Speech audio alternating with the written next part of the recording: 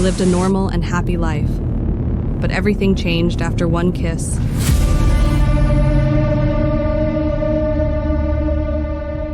It was an ordinary Tuesday afternoon when I first met Thomas. I worked at a cafe in the city center, and he often came by for a coffee. His presence was reassuring. He had a calm, friendly demeanor, and we often chatted. He had dark, piercing eyes and a mysterious smile that intrigued me. After a few weeks of flirtatious conversations, he asked me out for dinner. I was excited, but also a little nervous.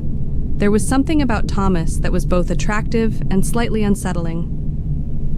The evening of our date arrived, and Thomas picked me up in his classic, well-maintained car.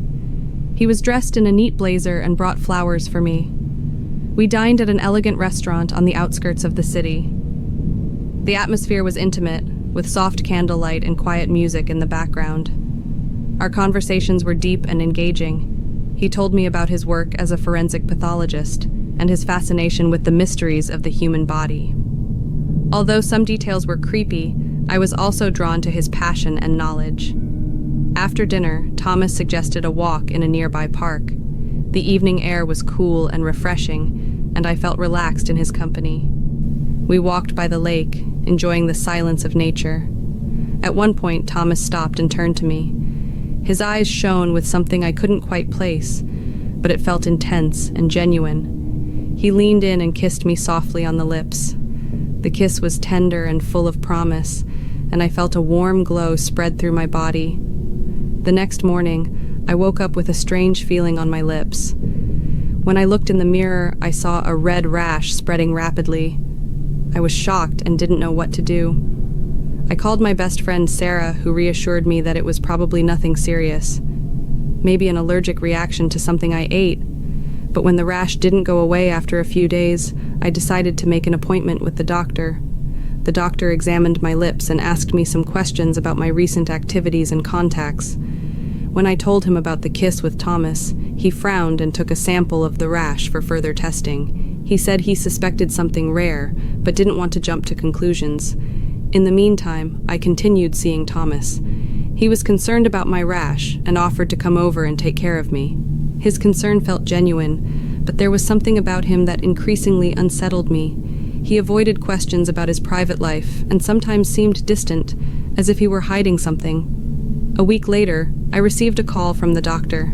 He sounded serious and asked if I could come to the office as soon as possible.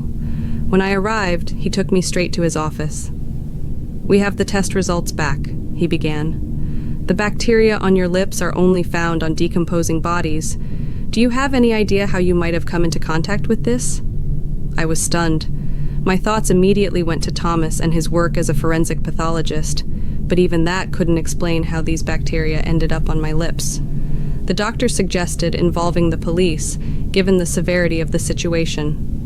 With a knot in my stomach, I agreed. That evening, Thomas was questioned by the police. He seemed calm and confident, but I could see the tension in his eyes. The police decided to search his house, and what they found was horrifying. In the basement of Thomas's house, they found several bodies, carefully preserved and prepared. The room was set up like a macabre chapel, with candles and photos of the deceased.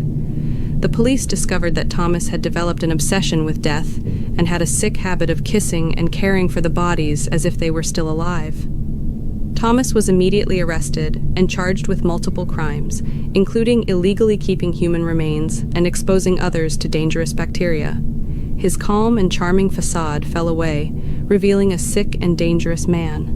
The following months were difficult. I had to cope with the shock and trauma of what had happened. The rash on my lips slowly disappeared with the right medication, but the emotional scars remained. I felt betrayed and afraid, knowing that someone I trusted could hide such a dark secret. With the support of my friends and family, I began to recover slowly. The nightmares became less frequent, and I found a way to move on with my life.